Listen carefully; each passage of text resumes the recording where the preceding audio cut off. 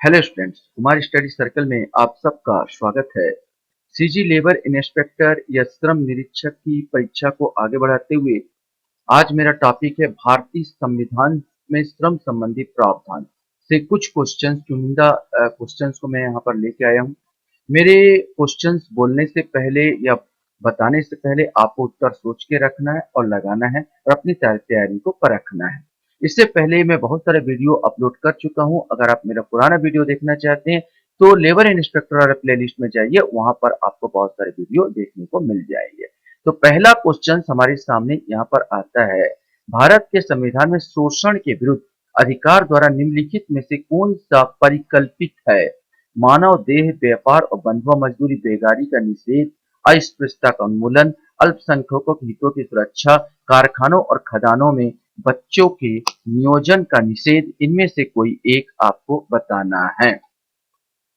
तो इसमें जो आएगा आपका जो सही आंसर फर्स्ट का आएगा, माने पहला मानव देह और व्यापार, बंधुआ मजदूर, बेगारी निषेध, ये तो है।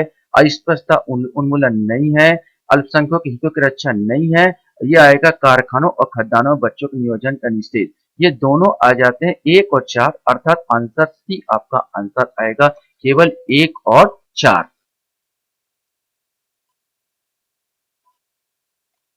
क्वेश्चन हमारे सामने यहाँ पर आता है, संविधान के 42वें संशोधन द्वारा निम्नलिखित में से कौन सा सिद्धांत राज्य के नीति के निर्देशक तत्वों में जोड़ा गया? पुरुष और स्त्री दोनों के लिए समान कार्य, समान वेतन, उद्योगों में प्रबंधन में कामगारों की सहभागिता, काम और शिक्षा और सार्वजनिक सहायता पाने का अधिकार, और श्रमिकों के लिए निर्वाह योग्य वेतन और काम का मानवीय दशाएं सुरक्षित करना। संविधान के 42वें संशोधन की बात कर रहा है। इसमें जो जोड़ा गया था नीति निर्देशक तत्व में, उसकी बात कर रहा है।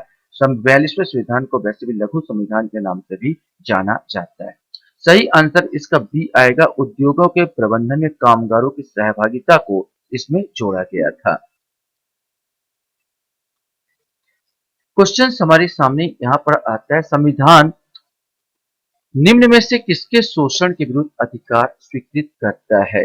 बच्चों के, स्त्रियों के, जनजातियों के, दलितों के। तो सही आंसर इसका आएगा ए, केवल 1 और 2, बच्चों और स्त्रियों के शोषण के विरुद्ध ही ये बात करता है।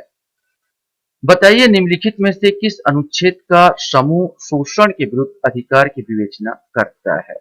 शोषण के विरुद्ध अधिकार की विवेचना अनुच्छेद 14 से 18, अनुच्छेद 21 से 22, अनुच्छेद 23 से 24, ये अनुच्छेद 21 से 23 इसमें से किसी बात पर बात करता है। सही आंसर सी आएगा, अनुच्छेद 23 से 24 में ही शोषण के विरुद्ध अधिकार के बारे में वर्णन किया गया है।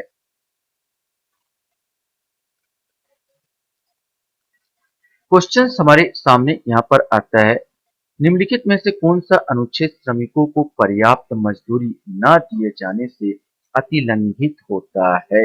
माने आप पर्याप्त मजदूरी नहीं देते हो, न दिए जाने से अतिलंघित होता है। अनुच्छेद 14, 16, अनुच्छेद 18, ये अनुच्छेद 23।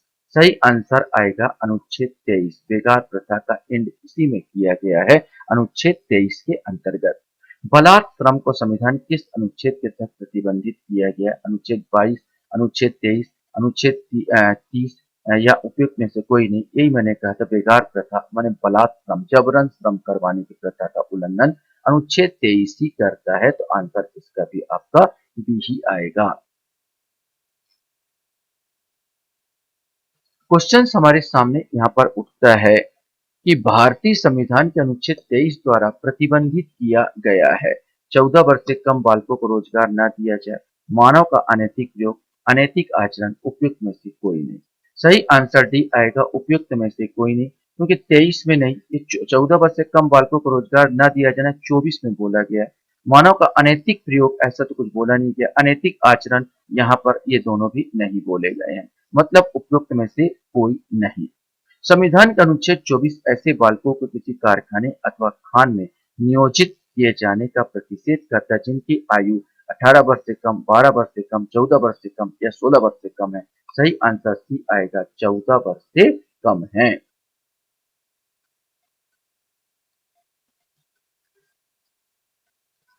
क्वेश्चन हमारे सामने यहाँ पर आता है, अनुच्छेद 24 में गारंटीकृत मूल अधिकार उपलब्ध है केवल राज्य के विरुद्ध, केवल प्राइवेट व्यक्तियों के विरुद्ध, राज्य और प्राइवेट व्यक्ति दोनों के विरुद्ध, या केवल वित्तीय संस्थान के विरुद्ध? सही आंसर जो अनुच्छेद 24, चाहे प्राइवेट व्यक्ति हो चाहे सरकारी हो, कहीं भी आपका शोषण हो रहा उसके खिलाफ ही दिया गया है। मैंने आंसर सी आएगा, राज्य एवं प्राइवेट व्यक्ति दोनों के विरुद्ध। निम्नलिखित में से राज्य के नीति निर्देशक तत्व का कौन सा अनुच्छेद स्त्री और पुरुष दोनों के लिए समान कार्य के लिए समान वेतन का प्रावधान करती है? आर्टिकल 36, 37, 38 या 39? सही आंसर इसका डी आएगा, 39 समान कार्य के लिए समान वेतन का प्रावधान करती है।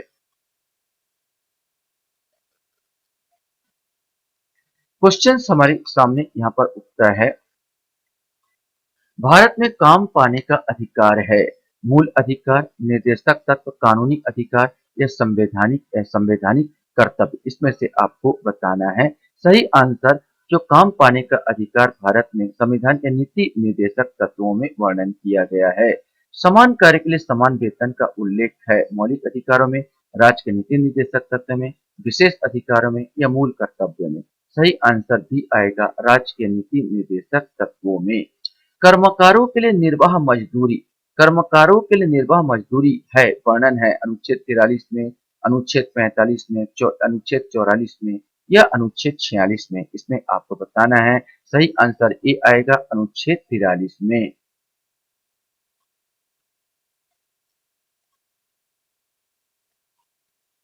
क्वेश्चन हमारे सामने यहाँ पर आता है, नीति निर्देशक तत्वों के अंतर्गत कुछ दशाओं में व्यक्तियों को काम, शिक्षा और लोक सहायता पाने का अधिकार किस अनुच्छेद के तहत है? अनुच्छेद 40, अनुच्छेद 39, अनुच्छेद 41 या अनुच्छेद 42? इसमें से आपको बताना है। सही आंसर सी आएगा, अनुच्छेद 41 के तहत बताया गया है कुछ काम पाने का, काम, शिक्षा और लोक सहायता पाने का अधिकार। राज्य में काम की न्याय संगत और मानवोचित दशाओं को सुनिश्चित करने के लिए और प्रसूति सहायता के लिए अनुच्छेद के अंतर्गत उपलब्ध करता है। अनुच्छेद 38, अनुच्छेद 42, अनुच्छेद 39 या अनुच्छेद 43? सही आंसर बी आएगा, अनुच्छेद 42 के तहत मैंने मानवीय न्याय संगत और मानवीय दशाओं को सुनिश्चित करने के लिए और प्रसूति सहायता के लिए जो अनुच्छेद दिया गया, अनुच्छेद 42। मैंने बताया था कुछ इस प्रकार याद कर लो, हम दो हमारे चार, हम दो हमारे चार मैंने प्रसूति सहायता, कुछ इस प्रकार का याद करो, थोड़ा मजाक में ही याद करो, जल्दी याद हो जाएगा। क्वेश्चन हमारे सामने यहाँ पर आता है, किस अनुच्छेद के तहत राज्य द्वारा कर्मकारों को अवकाश का उपयोग कराता है? मैंने अवकाश मैंने छुट्टी देने की बात करता है। अनुच्छेद 39 ए, अनुच्छेद 41, अनुच्छेद 43 ए, अनुच्छेद 43 ए? इसमें से आपको एक बताना है। सही आंसर सी आएगा, अनुच्छेद 43। अनुच्छेद 43 में ही यहाँ पर अवकाश अवकाश से संबंधित वर्णन किया गया है।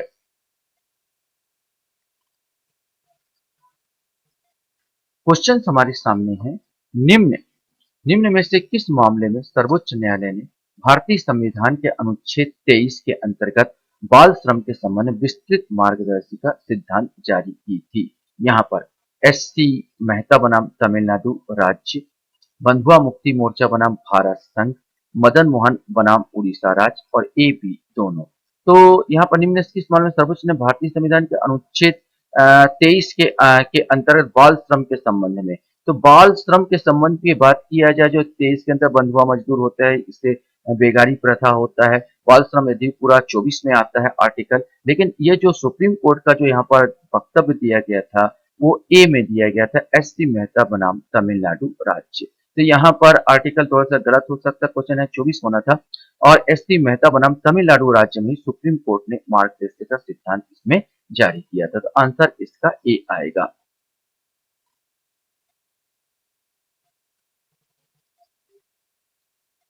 क्वेश्चन हमारे सामने यहाँ पर आता है, भारत में 14 वर्ष से कम आयु वर्ग के बालकों को किसी कारखानों या खान में काम करने के लिए नियोजन पर रोक है। यह रोक निम्नलिखित में किसके द्वारा लगाई गई है? भारत के संविधान द्वारा, उच्चतम न्यायालय के निर्णय द्वारा? तो यहाँ पर दोनों में से आपको बताना है, केवल एक सही है, केवल दो सही है, केवल एक और दो सही है, इनमें से कोई नहीं। तो दोनों जन भारत के संविधान में तो वर्णन किया गया है, सुप्रीम कोर्ट ने भी यह निर्णय दिया था, अर्थात सी आएगा, एक और दो दोनों सही है। तो 18 का जो आंसर आएगा आपका वो सी होगा।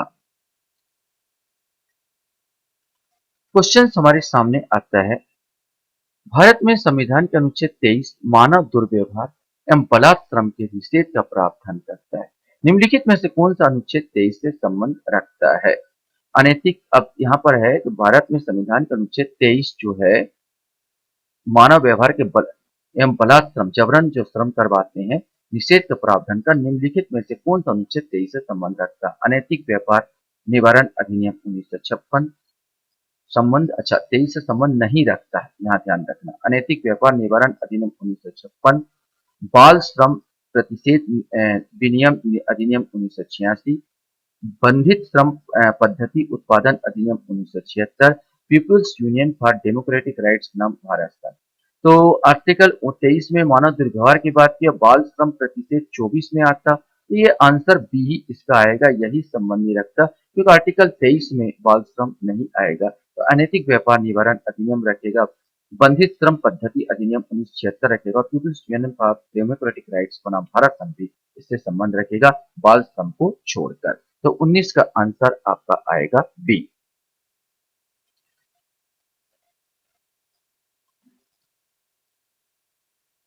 क्वेश्चन हमारे सामने 20वां यहाँ पर आता है, निम्नलिखित में से कौन सा कथन मानव दुर्व्यवहार एवं बलात्कार का प्रतिषेध के संदर्भ में सही नहीं है? ध्यान रखेंगे, सही नहीं है क्वेश्चन पूछा। यह एक अधिकार है जिसकी चर्चा शोषण के विरुद्ध अधिकार में की गई है। यह अधिकार नागरिक एवं गैर नागरिक दोनों को प्राप्त है। भारतीय संविधान के अनुच्छेद 24 में इसकी चर्चा की गई है। इसका एक अपवाद है कि राज्य सार्वजनिक उद्देश्यों के लिए अनिवार्य सेवा आरोपित कर सकता है। ये क्वेश्चन तो नो डाउट ये भी आप पकड़ लिए होंगे। मानव दुर्व्यवहार और बलात्कार 23 में है, न कि 24 में, तो आंसर इसका सी ही आएगा।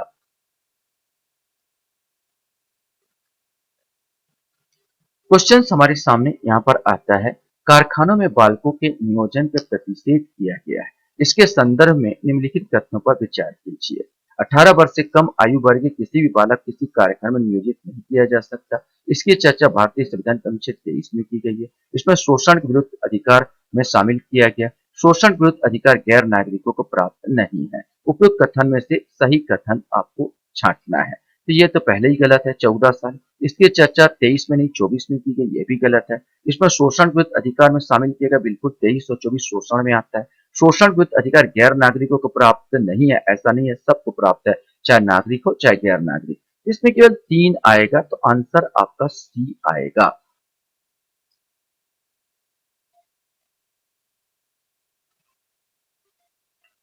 क्वेश्चन हमारे सामने यहाँ पर आता है, सही कथन को चुनिए या सही कथन ज्ञात कीजिए। संविधान के अनुच्छेद 39D में परिकल्पना की गई है कि पुरुषों और महिलाओं को समान काम के लिए समान वेतन मिलना चाहिए।